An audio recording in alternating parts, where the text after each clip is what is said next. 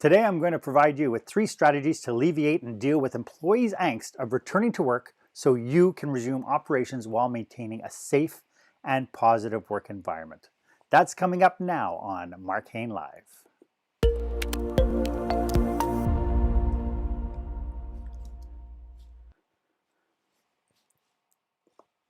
Welcome to Marc Haine Live, where small business owners and entrepreneurs pick up core skill sets to help them work on their business, not just in their business. Hi, I'm your host, Marc Haine. We're coming to you live every Tuesday at noon Eastern Time. Of course, you can follow me on Facebook, Twitter, LinkedIn, Instagram, and even if you're watching the replay here on YouTube, you can hit the subscribe button and ring the bell. That'll give you first dibs when I bring you some fresh content. Feel free to drop a question or your own fabulous insights into the comment box below so people can benefit from your experience as well. So let's get on with it. As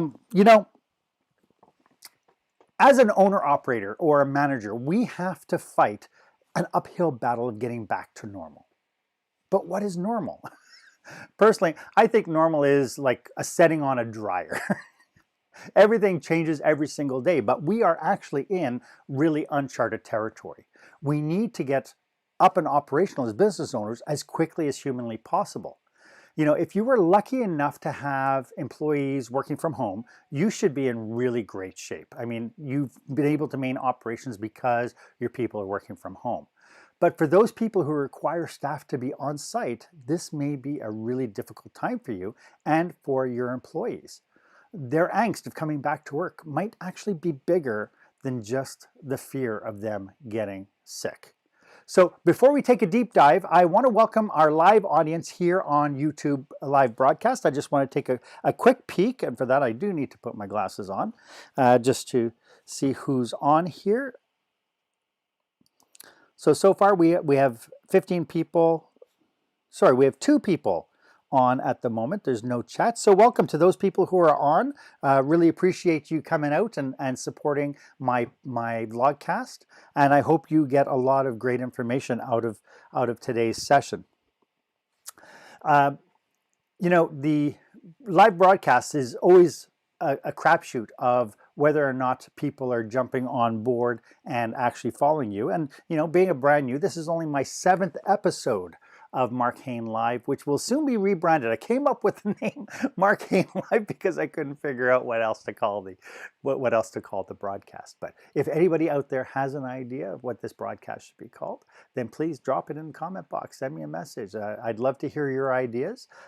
You know, right now I've been working with my marketing specialist, and we're tossing different ideas forward. But so far, it's been a little bit of a challenge figuring out something that's going to be different than what's out there, but yet compelling enough that people will be able to find me on the World Wide Web, on the interweb, as it were. So before we get started, I want to start the segment off with a question of the day.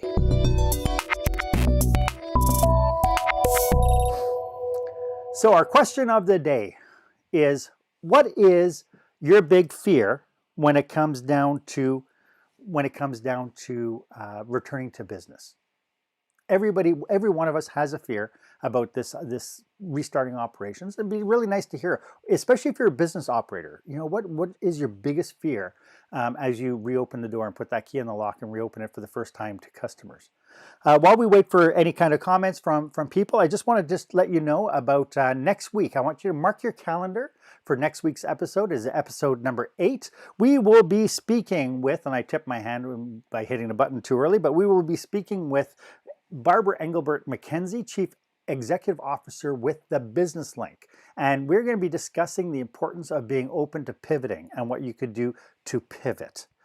So it's a really important time for you to be able to consider what it is you can do to make absolutely sure that you can maximize your revenues as you open your door. You're not going to be necessarily in the same situation you were when you closed your doors. So, you know, what can you do to pivot? What are some of the things that you can do in order to push forward into this new reality? Great. You know, in this reality, right now we have issues, and Dr. Sanjeev Soklingam with the Center of Addiction and Mental Health said that the majority of us, if not all of us, has a certain degree of worry or anxiety of returning to work. You know, we basically all have the same questions. It doesn't matter if you're an employer or a manager or a staff member. You know, is going to work going to be safe? Will I have access to the right protocols and equipment to keep me safe? Probably the biggest fear is, could I and the ones I love be at risk if I go back to work? The concerns are magnified if the employees themselves have high-risk family members, or maybe they're immune compromised themselves.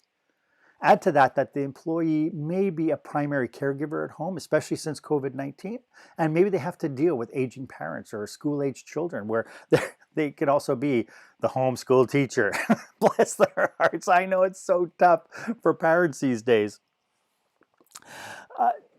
A recent Leger poll, our poll recently put out, said that 39% of employers, 39% of employees want to work from home throughout this COVID crisis, and even post-COVID now that this is a new reality. 36% only want to go to work if it's absolutely necessary. And I'll be absolutely honest with you, the key, I think, to working with your employees and alleviating the angst that they might feel is going to be communication. It's going to be you stepping up and sitting down with your employees and discussing the reality that they're facing right now. You know, this angst is very real, and nobody knows how it's going to affect them more than the people it's going to affect themselves. You know, just like you as a business operator, you are trying to do this big push to get reopened, try to get some revenues in so you can start making your payroll, start making your rent and being able to pay your suppliers and so on, and start servicing. Being in business, you have a purpose. By being in business, you started your business because you wanted to serve somebody, you wanted to be able to provide a service or a product to them.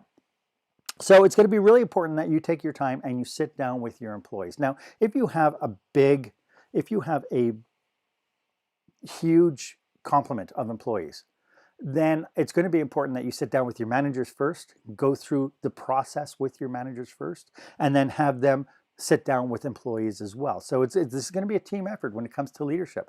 And leadership really shines, I think, when there is conflict. That's where you can tell whether or not you have good leadership or if things are being shoved under the rug.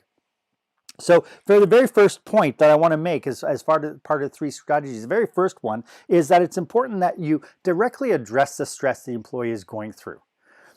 Sitting down with them and figuring out exactly what is going on with them and their lives. What are the challenges they have coming back to work? What are the consequences of them coming back to work for them? And you know, so you might ask questions like, how do you feel about coming back to work? Do you have any concerns?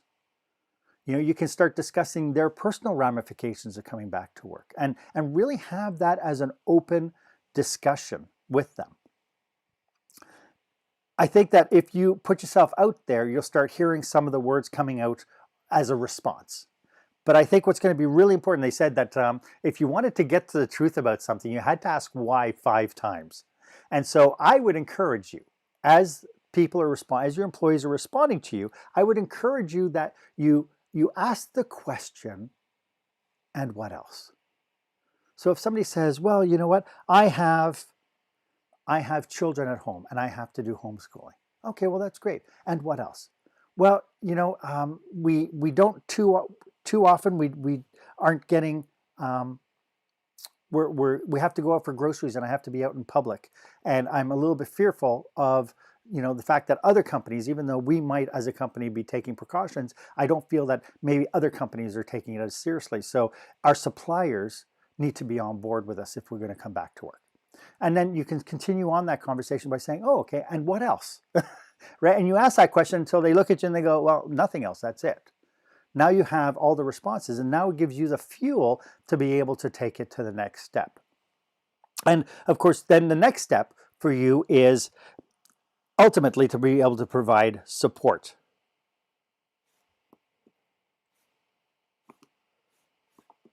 There we go. Take steps to support them. Sometimes the tech doesn't work as much as you want it to. But here's the thing is, oh, I just touched my mouth. I shouldn't touch my mouth. Put a big X. Here's the thing. You are not in control of how other people feel, but you can support them. I believe as leaders that our primary job is to absorb the stress of the people around us, of our team. We absorb that stress. We don't create that stress. And so in order to do that, though, it takes empathy and it takes care. And it takes care with purpose. And for those people who aren't quite sure how to define empathy, empathy is when you put yourself in other people's shoes. There's that great poem from the 1800s that says, walk a mile in another man's moccasins if you want to see what their lives are like. And so being able to step into and really connect with the employee and really understand what it is that they're dealing with, then you can end up using phrases like, I understand where you're coming from. I can really put myself in your shoes.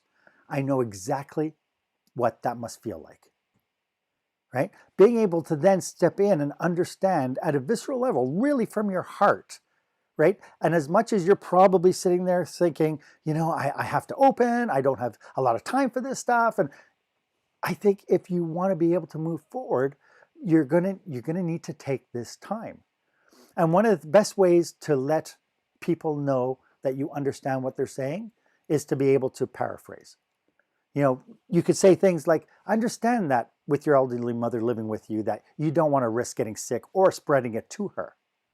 I can absolutely understand that with what's on the news, that we may be facing a second wave, and that makes coming back to work really scary. Right? And so being able to use their words, paraphrase it, and be able to understand and connect.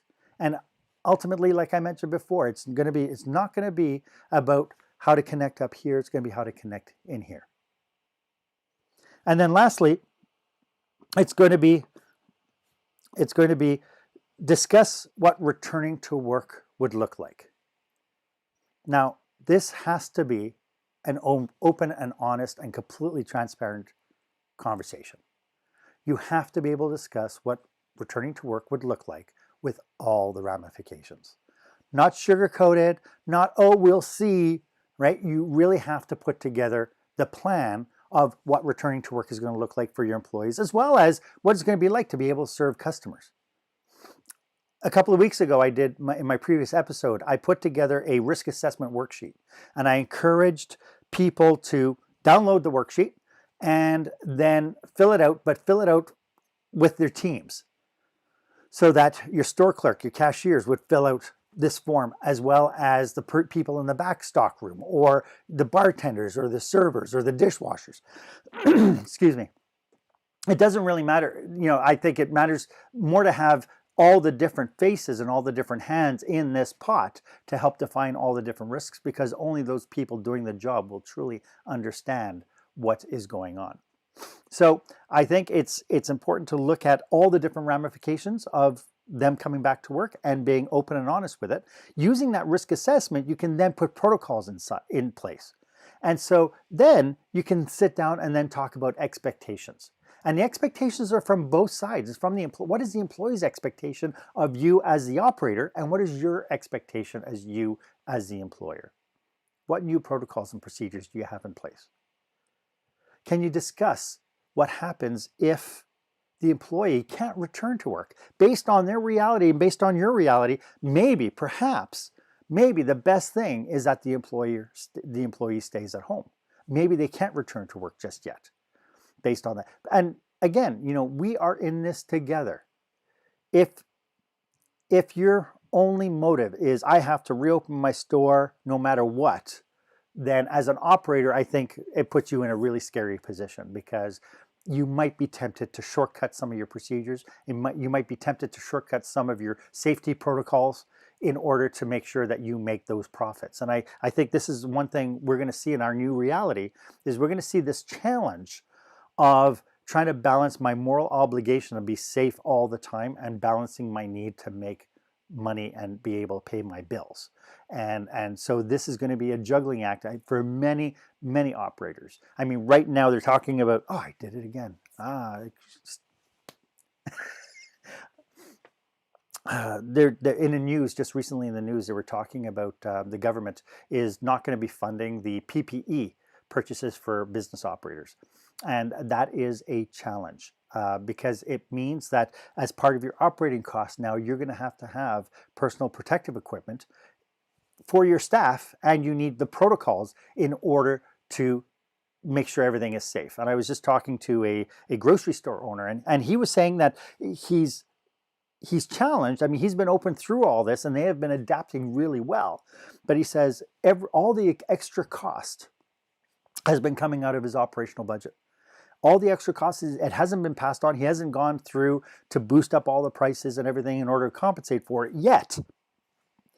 But at some point, he's going to have to, just like you will. At some point, you're going to have to take a look at how you do and what you do, and you are going to have to make decisions on how to pass the buck, as it were. And as much as, you know, if you're not in business, you might turn around and go, well, that's not fair. You shouldn't make me pay for it. But the reality is, if we don't have margin, we don't have mission. Okay? If we're not making money, then it's going to put us out of business. And as much as consumers might not think that it's fair that your prices go up because your costs go up, well, unfortunately, c'est la vie, as they say from where I come from. And we have to do the best that we can. I mean, we're not talking about price gouging, right? We're talking about being able to compensate for your new reality and the reality of what it's going to cost to operate a business. So when sitting down with the employees, it's going to be really important that you sit down and say, okay, well, if you can't return to work, do you have any programs, or do you have any programs that or work at home initiatives? Do you have, you know, perhaps the person working at home? I mean, I do know that the government right now is subsidizing some wages. It's not for everybody, but if you could jump on that program, what does that look like for your employee? And then if they're at home, is there anything that they can do for you while they are at home? And here's the big hint. You might have to look outside of their job description. You might have to look outside of what they typically do. And so for that, you're going to need to delve into what are some of the things that they can do, what are some of the trainings that they might need, and so that becomes another option. Can you offer any kind of training that supports your business and their passion? You know, I was lucky enough when I was running an operation, I had a young lady who was just entering college because she wanted to get into marketing. She had been working for me for about 3 years, was a really great employee, but she had this passion. She really loved this idea of being able to reach people from a marketing standpoint and take people forward. And so when she decided to go back to college, we paid for half her tuition. We coughed it up and we said, we want to support you. And as she was going through college, she was able to use our company for all her case studies, all her points of, and it helped us through the 2.5 years that she was in the program. And at the end of it, we had a marketing manager. At the end of it, we were able to hire her on, and she became our marketing